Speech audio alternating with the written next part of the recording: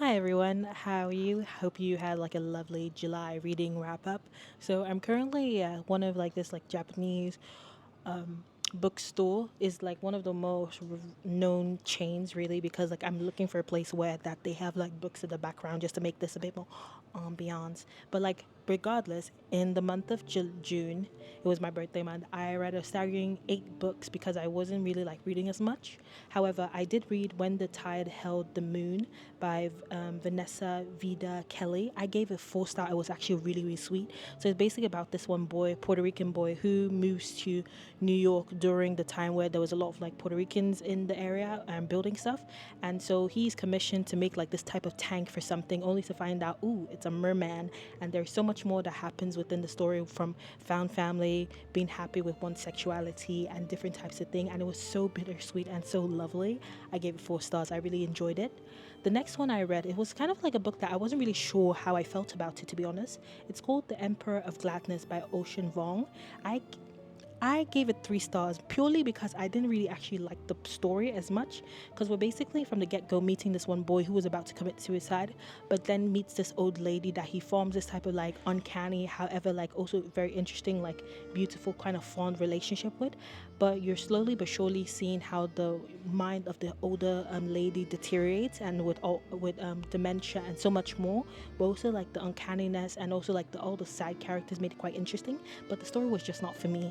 However, I then found a book that I'm definitely gonna get the physical copy of. It's called Butter Honey Pig Bread by Francesca Ekuyasi. I adored this book. I gave it 4.75 stars. At this point, it could be 5 stars for me. So we're basically following like these twin sisters, Taye and Kende, and so Kang Day is obviously having her own thing, like traveling and everything like that. And then Tai is also like going through a lot. To be fair, I think I might have swapped the names by mistake, but like it's like this gripping story of like when something significant happens when they were quite young, how it changes their entire like perspective and how they feel with one another. How like these like twin sisters become estranged, where one is like grappling her sexuality, her relationship in terms of like she's a lesbian, full on lesbian, and doing her own thing, while the other one is like slowly but surely get into like this relationship with this one man, and it's going well for them. The next book I read, it was quite interesting for me. It's called The Afterlife of Mel Cadera by Nadir Reed Perez. I gave this 4 stars. I actually quite enjoyed it because like it begs the question of like how does one start to truly live after one dies? Because the main protagonist, she wakes up dead essentially, and it's basically like she's like there's a entire afterlife, meeting different people, but also like there's still so much more going on to the story. I know that's not the best way to like describe the story, however, I definitely say just pick it up. Then one of the other books that I read, it was also quite an interesting one for me, was Ruby Fruit Jungle by Rita Mae Brown.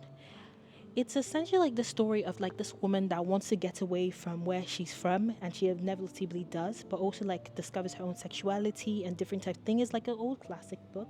I wasn't really sure what to feel when I was going into it, because I was thinking like, okay, it's like old classic, I've been seeing it around, and people always say if you want another sapphic book you might as well read this one. I was just like, okay, cool, I'm gonna do it. I gave it 3.75 stars. It was also quite interesting. And then one of the books that really, really gripped me, it was Disappoint Me by Nicola Dinan. I gave this one 4 stars.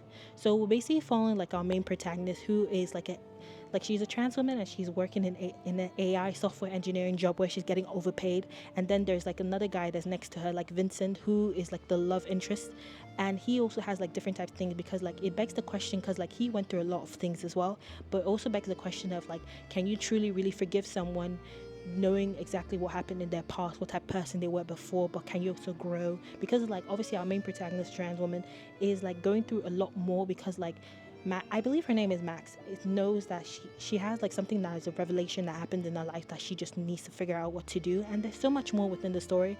Found family, love, and everyone's growing, and it was good. The next one I read was Ordinary Love by Mira Rukowski.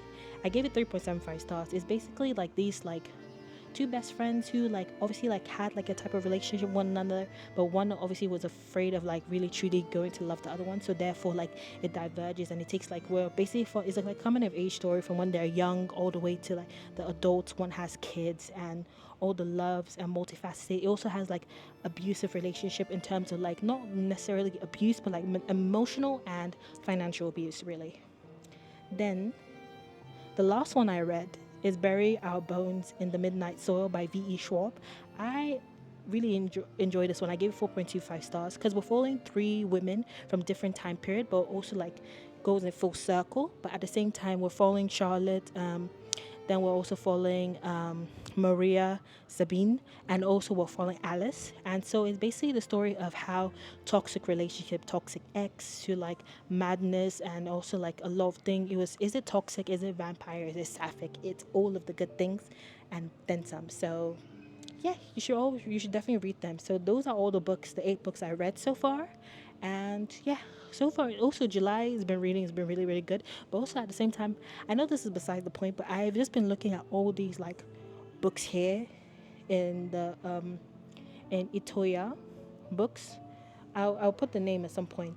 But like there's so many of them, I'm just like I really want them to be translated in English or German or any type of language I can read. Please. But anyway, thank you so much for being in the video, or rather for still tuning in. Anyway, see you soon. Bye.